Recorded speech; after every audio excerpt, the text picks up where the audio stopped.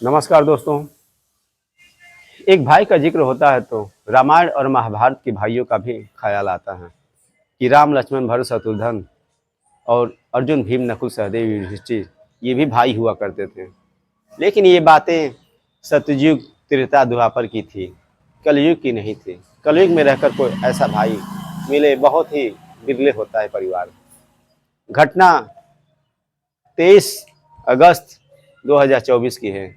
हर रोज की तरह यह लड़का अपने स्कूल के लिए आज भी निकला था, लेकिन निकलने से पहले उसके कुछ दोस्त उसे फ़ोन करके कहते हैं कि तुम स्कूल जाना, लेकिन आ जाओ, यहाँ पे कुछ काम है, फिर चले जाना। ये लड़का बिना सोचे समझे अपना मोबाइल और बैग के सारे सामान घर पे छोड़कर उस लड़के से मिलने चला गया। वो लड़का इसे किसी और लड़कों के पास ले गया। फिर कुछ लड़के जो हैं इसे ज़बरदस्ती 4 चक्के में बैठाकर अब कहीं और ले गए। कहाँ ले गए पता नहीं। शाम हुई, हर रोज की तरह घर आ जाता था, आज नहीं आया। माता पिता सभी लोग परेशान कि गया कहाँ। सब जगह फ़ोन किए गए, रिश्तेदारों को पता चला कि वो घर नहीं आया तो सब खोजने बीजने लगे।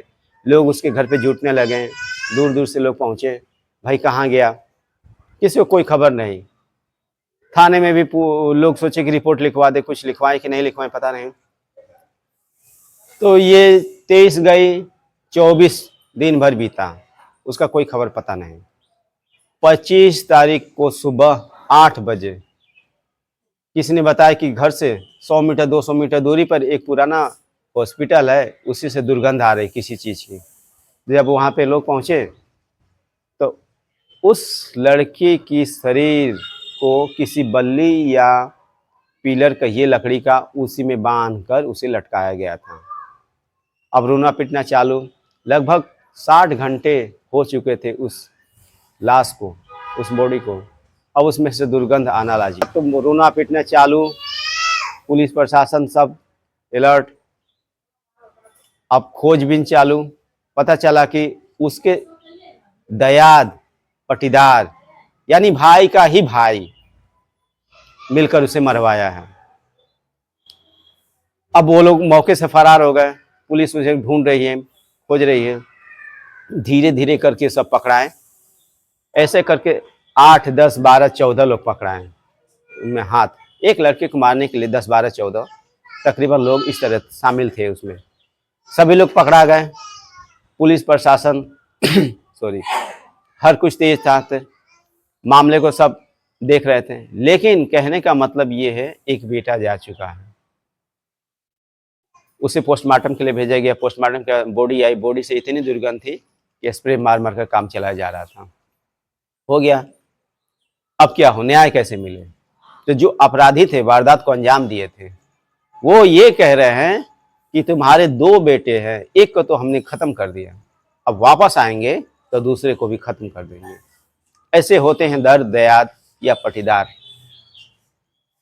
तो कहने का मतलब ये है कि इस तरह का पटीदार दर्द याद हमें किस काम का, जो अपने ही परिवार वालों को नुकसान पहुंचा रहे हैं। नुकसान तो सही ठीक है, उन्हें जान से मार दे रहे हैं, उनका नस्ल खत्म कर देना चाहते हैं। क्यों? क्योंकि वो मुझसे बेहतर घर बना चुका है, मुझसे बेहतर खा रहा है, मुझसे बेहतर रह रहा है, सिर्फ इतना ही। कुछ लोग का सूत्र ये भी बताते हैं कि लड़के का जो एक चाचा था, उन्हें इन लोगों ने जहर देकर मार दिया था, मर गया। उसी सिलसिले में एक एफआईआर हुई थी और वहीं से धीरे धीरे मामला आज तक यहाँ पहुँचा।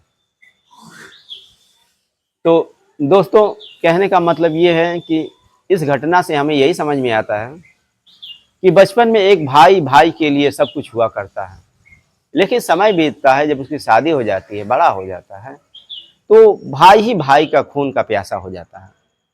एक भाई छोटा हो या बड़ा हो, वो मेहनत ज़्यादा करता होगा, उसके नसीब में सब कुछ ज़्यादा है, उसके पास सब कुछ हो जाता है।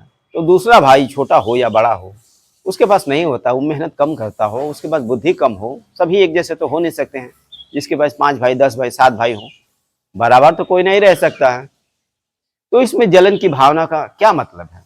अगर आप जलन कर भी लिए तो हासिल क्या कर पा रहे हैं। बेहतर है उसको देखना बंद करें, आप अपने काम पर ध्यान दें। किसी को जान से मार देना, कोई अच्छा घर बना लिया उसको देखना, कोई जमीन खरीद लिया उसको देखना, ये सब कोई मतलब नहीं, उसके भाग्य नसीब में मुझसे बेहतर हो सकता है तो है, क्या परेशानी है।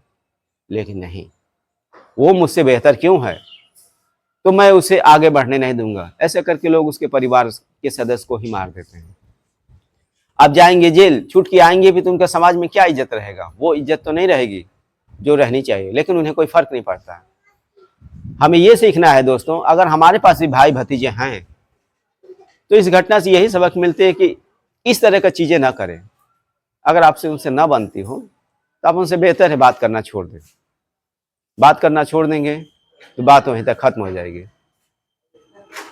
दोस्तों, इस घटना से हमें बहुत सबक मिलती है कि हमारा भाई हमारे लिए सब कुछ हुआ करता है। हर रोज हम लोग मोबाइल में यही देखते हैं, भाई भाई के लिए सब कुछ है, लेकिन असल जिंदगी में ऐसा हो नहीं पा रहा है। और कहते हैं ये कलयुग का असर है, कलयुग अपना असर दिखा कर रहेगा। आने वाले वक्त में शायद कोई रिश्ता कोई किसी को ना पहचाने।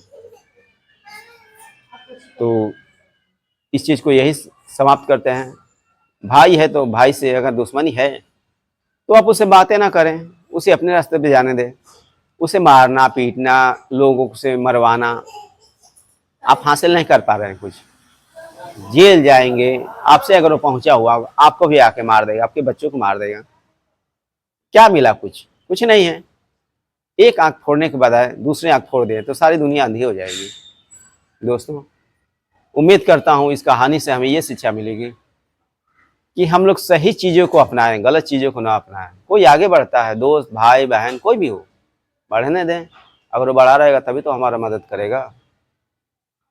सभी की टांग खींच कर हम नीचे गिरा देंगे तो सब तो बेकार हो जाएंगे, सब भिखारी हो जाएंगे। हमें बहुत दुख लगा, हमारे ही रिश्तेदार के कहीं दूर के हैं लोग, किसी का बेटा मर जाए, दुनिया से चला जाए, कितना सुनकर दुख होता है। एक बच्चे को पालने के लिए माता पिता क्या कष्ट उठाते हैं वो माता पिता ही जान सकते हैं, और कोई नहीं जानता है। तब तक के लिए धन्यवाद।